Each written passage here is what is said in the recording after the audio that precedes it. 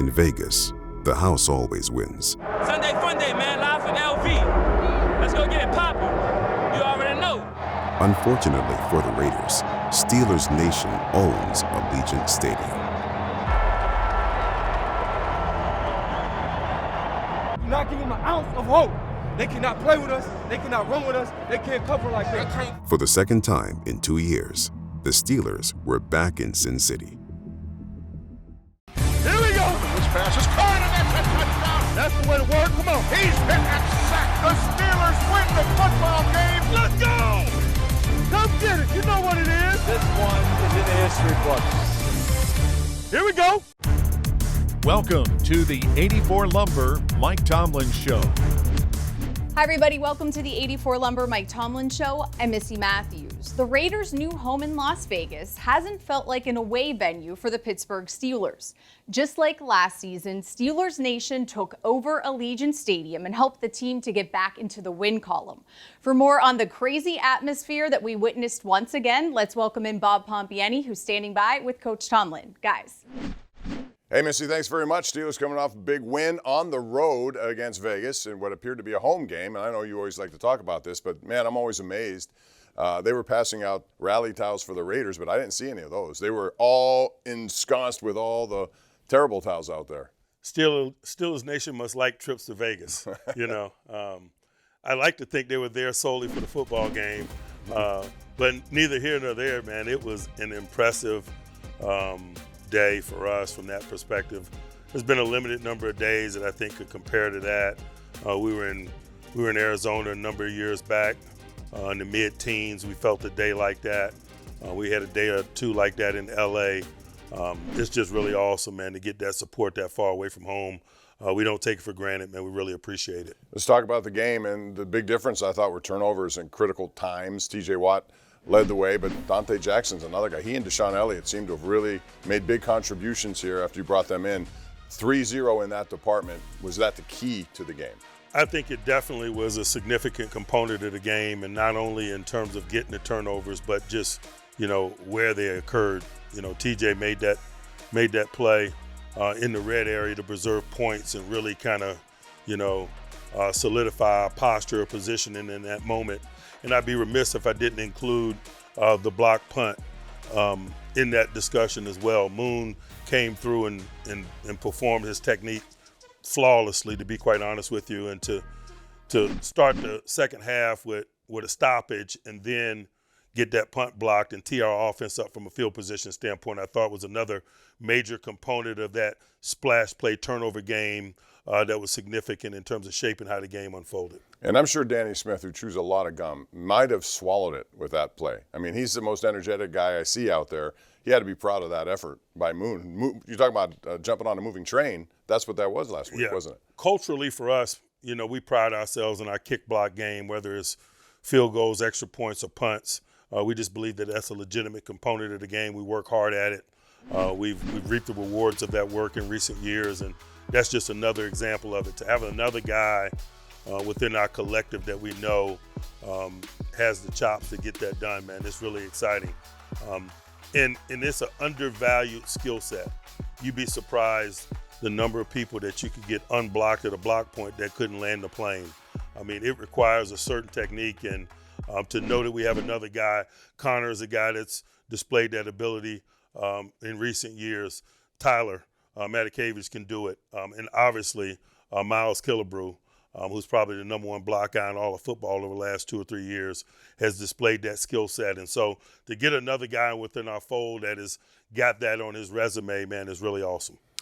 You know, there were a lot of signature moments defensively, special teams, as you said, but I thought the signature moment was the way Najee Harris ran. And afterwards, he talked about how it is an 11-man effort to make those kind of runs happen. That 36-yard touchdown seemed to be a perfect example of what he was talking about. No doubt. You know, Naj is deserving of a lot of credit, but so are our guys up front and our receivers on the perimeter. It requires all 11 people to run the ball effectively, particularly when you're talking about some of the splash plays that we had, the number of 10-plus yard runs we had. That's more than just blocking up front or a runner making someone miss or putting the ball in the correct hole. That's representative of a collective effort. And so they're to be congratulated for that. And, I'm excited about watching them build upon it. And I'd be remiss if I didn't mention it's really cool to do it with some of the instability we've had in the offensive line. I think we've had maybe 6 different lineups in 6 weeks, and it speaks to our depth, but it also speaks to the efforts of the guys that are getting the opportunity to play. Most recently, Mason McCormick, obviously. And then Ryan McCullum had an opportunity to play after Zach Frazier got hurt. Man, we need contributions from all of those guys to produce the type of output that you described. And I also think because of all that turbulence with your offensive line, a player like Justin Fields, he turned a lot of negative situations into positive ones because of his leg. 3rd down long, he can take off. So I guess with that kind of situation with your line, it's important to have someone who can do that. His mobility and his ability to create, man, is an added value to him and to us. There were a couple of 2nd and long instances in particular, 2nd and 10, 2nd and 13, where we had designed quarterback runs. We spread them out and hit a quarterback draw. Man, that's unsettling for a defense when they got to deal with the myriad of things that you got to deal with situationally, coupled with quarterback mobility. He ran for 50-plus yards and had 2 rushing touchdowns in the game, and that's just reflective of his contributions in that area as well. You have back-to-back primetime home games coming up. You guys seem to feast on those opportunities, and then you got block number uniforms coming back. Those are always popular. How excited are you for this week, especially because it's a New York team? To be honest with you, I don't care about the fact it's a New York team. I like primetime football at home against anyone. It's been a good week's work. Dudes have prepared with an edge that's reflective of the type of environment that we're going into, and that's what's most important, positioning ourselves to seize it. All right, we'll find out on Sunday night as the New York Jets come to town, and they have a lot of different things happening in New York these days, including a big-time receiver who will play in this game. We'll talk about that and more. Missy, when we continue. Back to you. All right, thanks so much, guys. And you mentioned those throwback uniforms the Steelers will be wearing on Sunday night to honor the 1974 team as we celebrate the golden anniversary of Pittsburgh's first Super Bowl win. The jerseys feature block numbers and letters, and good news, when wearing these alternate jerseys in recent years, the team has a 4-0 record. There's something new this year, though, as the players will wear gray face masks on their helmets, just like the 1974 team. The 84 Lumber Mike Tomlin Show will be right back. Welcome back to the 84 Lumber Mike Tomlin Show. Aaron Rodgers and Davante Adams have connected for 76 touchdowns, including the playoffs during their time in Green Bay. They're now both members of the New York Jets and coming here to Pittsburgh on Sunday. The Steelers defense will be tasked with trying to stop this quarterback-wide receiver duo that is tied for the 5th most touchdowns in NFL history. For more on this matchup, let's send it back to Bob and Coach. Guys. Hey, Missy, thanks very much. Jets come to town. They had a tough loss the other day against the Bills on a Monday night, and now it's Aaron Rodgers and company, but he has a new weapon on his offense, and that would be Davante Adams. There's been a lot of talk, Coach, about Davante Adams, but you know what he is, and he's going to play in this game, and I imagine that's a tough situation with Garrett Wilson and him on opposite sides. Yeah, some challenges, but again, he's got to go through a process to be ready to play. It's been a number of weeks since he's played, and obviously I'm sure he's familiar from a systematic perspective, but he does have to refresh himself and where they're going to utilize him and some of that stuff. Talent is one thing, but how to divvy that labor up cohesively is another component. And so we respect it, and we're working our tails off, and we understand what the challenge is going to be for us. But I'd imagine it's been a challenging week for them as well, just to kind of knock some of those things out. Aaron Rodgers is one of those guys who keeps on keeping on. He's an older guy right now, and he seems to still have that ability to throw. We saw Hail Mary the other day. He's like probably the best at that in the game. Talk about, you've seen him limitedly over the years, but you know all about him. Man, his talent level is undeniable. His ability to throw the ball, arm strength, trajectory, touch, even no-look passes, his ability to look off and control defenders with the stripe of his helmet in his eyes. But it's also his intellect, man, his situational awareness. He'll work the cadence. He'll get you in the neutral zone. He'll take that free play as an opportunity to get really aggressive down the field. I saw something a number of weeks back that he's got more free play touchdowns than anybody in the history of the game. And that speaks to his overall situational awareness, his use of cadence, and his command of offense. And so there's a lot to be urgent about in terms of prep, but it's also a lot to be excited about. As a competitor, man, you want to go against the best. This is a guy that's done it at a high level for a long time. Obviously, man, it's going to be great to be in the primetime stadium, pitting our collective skills against his and theirs. He doesn't seem to be as mobile. Obviously, that comes with time. Does that change your approach to how you go after him? You know, I don't think he's lacking mobility. He may not run the way he ran in 2010, but I don't think he's deficient in terms of mobility. So I don't know that it has changed our approach from quarterback mobility perspective. One guy who they utilize a lot in different roles is Breece Hall. Whether or not it's check down or whatever, he has the ability to turn something into something big. How much focus must you give him? Man, he is their featured runner. And as you mentioned, man, he's good inside, he's good outside. He's good in the passing game, whether it's screens or out of the backfield. I'd be remiss if I didn't talk about his route running ability. He's a unique guy. They can line him up outside the backfield. His route tree is bigger than most runners out there. He's already caught a deep ball versus a linebacker this year on a go ball. It's kind of reflective of not only his talents, but their willingness to utilize that talent. And so, man, Aaron's got a lot of quality eligibles at his disposal. He's recently added to that. All that is just sugar on top, man, in terms of the amount of urgency we need to have as we lean in on this one. Flip the side of the ball, you got a defense that's pretty aggressive. They want to go after the quarterback. And you have an offensive line now, as you said, is kind of in flux with all these injuries.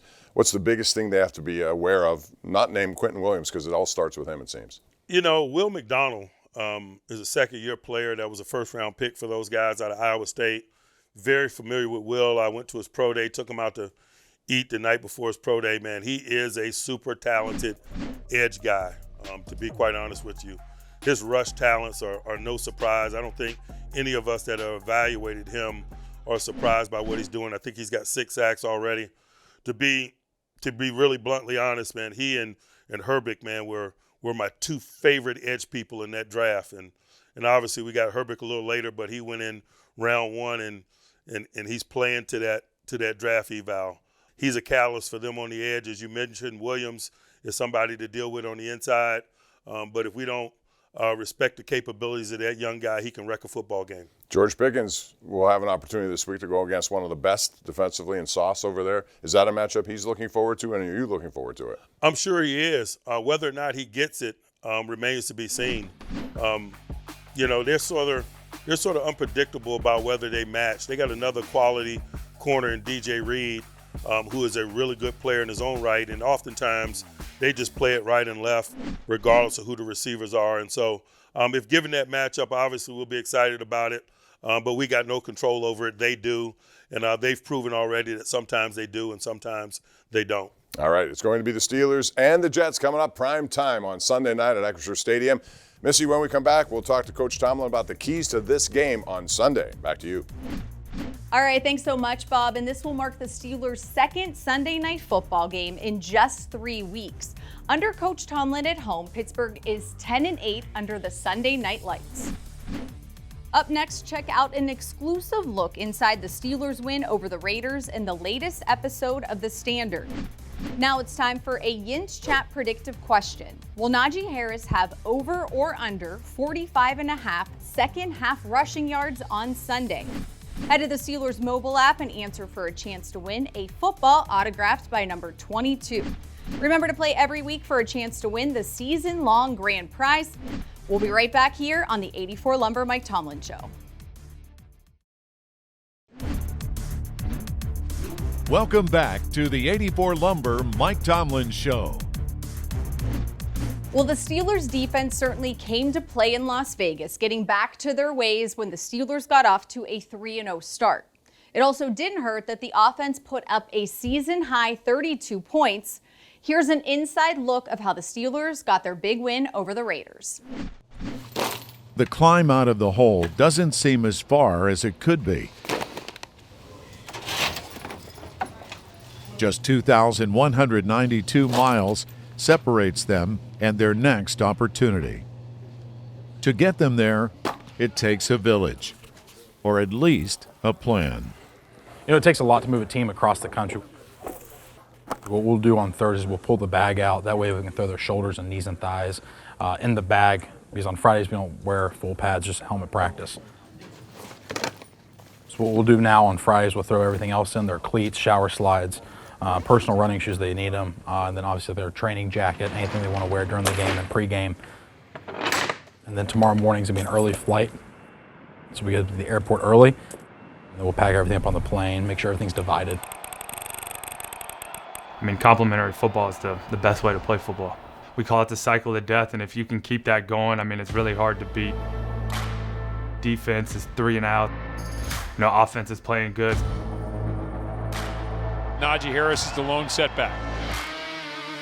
Mr. Harris starts left, goes back to the right, makes a man miss the hole, cuts out to the right, crosses the 40, and tumbles down to the 46-yard line. You want to talk about making a guy lose his jockstrap. That was a great job of Najee faking the guy out. Jack Jones actually fell down on the Najee fake. Talk about an ankle breaker. We'll get the pitch. The Steelers trying to seal the edge. Najee, able to slide inside one tackle. Get down the sideline.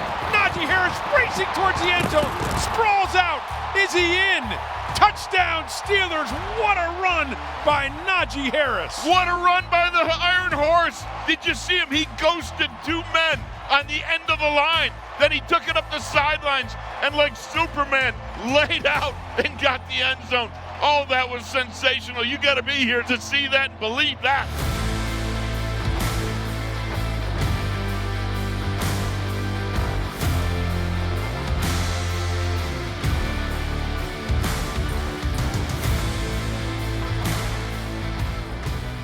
Downfield blocking was a big thing that we try to get better, and that's the thing I think we did today.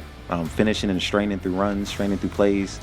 If somebody breaks one, anybody, pitch another block. And who had the key block down the field? None other than Pat Fryermuth. Nice job. The downfield play from other guys. I think that was just something that showed today. Oh, that was that block! The ball is loose. It is picked up by the Steelers. A fumble caused by Watt again, scooped up by Elliott, and so a fumble and a recovery by the Steelers. I mean, TJ's been in the league for so long. I mean, some days, you know, he's not practicing during camp and stuff, and they would always tell you, like, that's not going to happen. TJ's there, and I kind of just brushed it off. You know, every day he's in here trying to be the best in the world, and it's just super cool to see, not only on the field, but off. Not going to let me rush the passer, man. You got to do something else. Punch it out. I'll take 2 for its fumble. The ball is at the 4-yard line. A defense chant. Terrible towels. Thousands of them swirling here at Allegiant Stadium. O'Connell back to pass, looking, steps up, throws, and it is intercepted. Dante Jackson with the pick. Jackson looking for a block to the 20, inside the 10, and is taken down at the 7.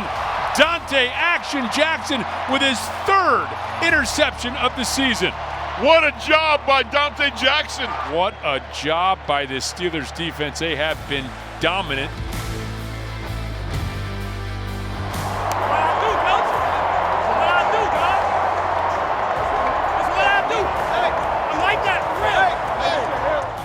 Play action pass. Now Fields wants to run. Has a couple blockers in front. He's into the end zone for a 7-yard touchdown run for Justin Fields. Hey, that's complimentary football right there. And you can catch the full episode of The Standard on the Steelers' official YouTube page. We'll get ready for back-to-back primetime games in Pittsburgh for the Steelers before their bye week. Up first is the New York Jets, a team they have never met on Sunday Night Football. And for more on how they can continue to stack wins, let's send it back one final time to Bob Pompeani and Coach Tomlin for the keys to the game presented by your neighborhood Ford store. Guys.